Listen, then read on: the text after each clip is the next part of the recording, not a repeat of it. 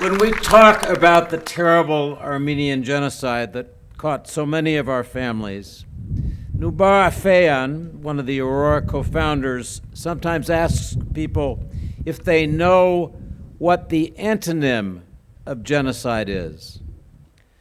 Very good question to which few people know the answer. Luckily, Noubar is here, and he can explain his powerful idea. Noubar. We would like to invite Aurora co-founder Dr. Noubar Afeyan, founder and CEO of Flagship Pioneering, to join us on stage now. During his 35-year career, Dr. Afeyan co-founded and helped build over 70 startups, including the one that has created the Moderna COVID-19 vaccine. Please welcome Noubar Afeyan.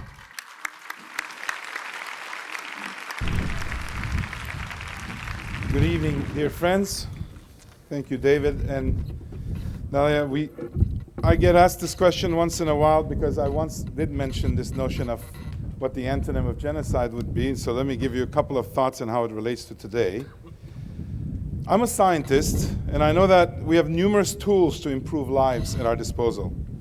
And seeing Aurora's progress over the years, I feel immense pride in being part of this endeavor, launched on behalf of the survivors of the Armenian genocide, and in gratitude to their saviors. My message today is meant in the context of where we are gathered, a Venetian island that is home to a place of worship, a community of service, and a repository of a rich Armenian heritage safeguarded from persecution for centuries.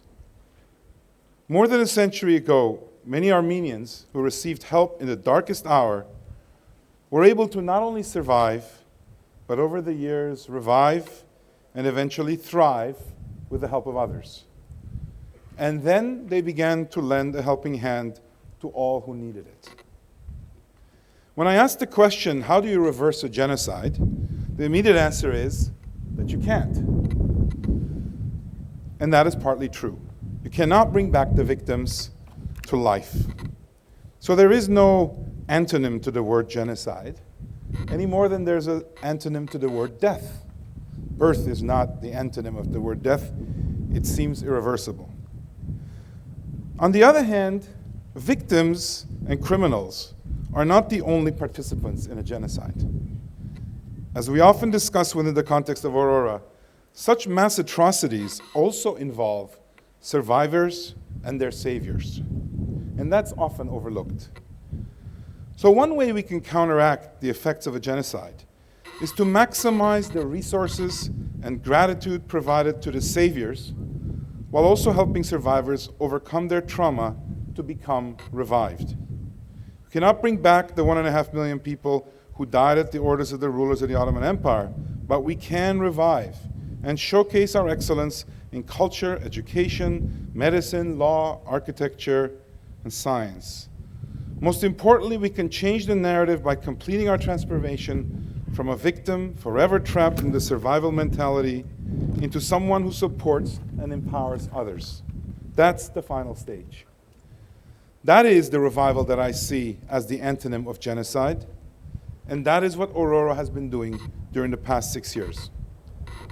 We gather on the San Lazaro Island to honor modern-day heroes and members of the Aurora global community and their work improving the lives of people across the globe. They are able to do that work because they believe in it and they believe in themselves. They also believe in a better future for everybody, and that is the belief of the Aurora Humanitarian Initiative. We share that all wholeheartedly. Faith in a better future, or as the Bible verse puts it, hope in the unseen, is something I associate with a very Armenian ritual of baptism. At the moment when the priest asks the Godfather what the baptized child wants, and the answer in our faith is faith, hope, love, and baptism. The story of Christ and the expectation of his return is a profound invitation to have faith in possibility, to work towards a better future, and making impossible things, seemingly impossible things, possible. Without belief and without faith, it is hard to leap, to innovate, to imagine better for our shared humanity, and to have impact. There's a lesson to be learned here. We cannot remain indifferent to the suffering of others. We cannot afford to not have faith in what we can make possible together. It is within our power to create an awareness and a belief in a more attractive future, a more prosperous, secure, sustainable world for everyone that can be created. As an immigrant, I worked hard to get to where I am today, but I always knew it was possible. However, it's altogether different force and a different level of sacrifice to create a better world for all humanity to revive and to prosper. It's going to take all of us to build the future we want and not to be trapped in the present or the past. But the fact that we're all here today proves that that's possible. Thank you.